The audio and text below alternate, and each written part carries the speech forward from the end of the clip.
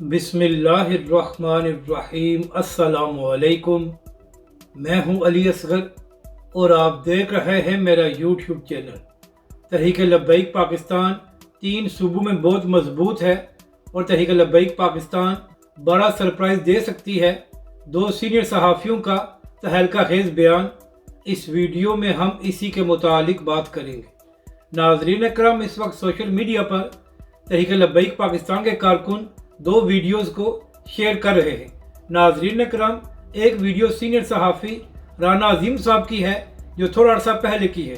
और नाज़रीन अकरम, इस वीडियो में राना अजीम साहब कह रहे हैं कि तहरीक लब्बैक पाकिस्तान 3 सूबों यानी कि पंजाब, KPK और सिंध में बहुत मजबूत है और इन तीनों सूबों में तहरीक लब्बैक पाकिस्तान बहुत एक्टिव है और ग्राउंड लेवल पर तहरीक लब्बैक पाकिस्तान बहुत अच्छा काम कर रही है। और नाज़रीन अकरम, राना अजीम साहब इस वीडियो में ये भी कहते हैं कि तहरीक लब्बैक पाकिस्तान इन तीनों सूबों में एक बड़ा सरप्राइज़ दे सकती है क्योंकि पाकिस्तान की अवाम उनका साथ दे रही है। इसी तरह नाज़रीन अकरम, एक और वीडियो सामने आई है जो सीनियर सहाफ़ी महर बुखारी साहिबा की है।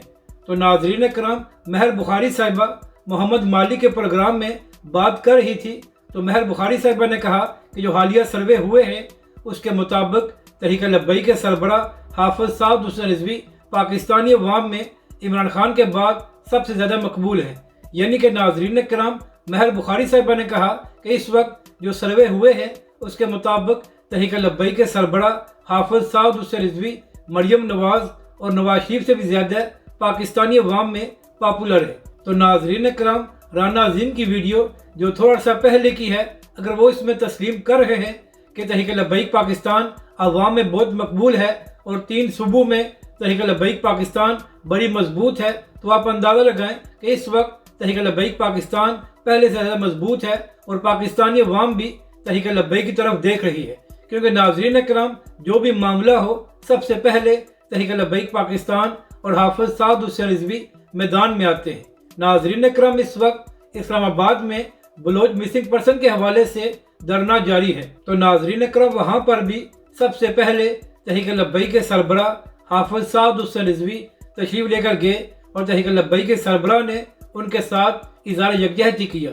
इसके बाद हाफिज साद हुसैन रिजवी ने मीडिया से बात करते हुए हुकूमत से मुतालबा किया कि लापता अफराद को बाजियाब कराया जाए और इनके साथ मुज़ाकरात करके इस सारे मामले को पुरअमन तरीके से हल किया जाए। यानी कि नाज़रीन करम, जब भी कोई मामला होता है या किसी पर जुल्म होता है तो सबसे पहले तहरीक लब्बैक पाकिस्तान उनके लिए आवाज़ उठाती है। नाज़रीन करम, चंद दिन पहले तहरीक लब्बैक के सरबरा हाफिज साद हुसैन रिजवी ने एक इंटरव्यू दिया था।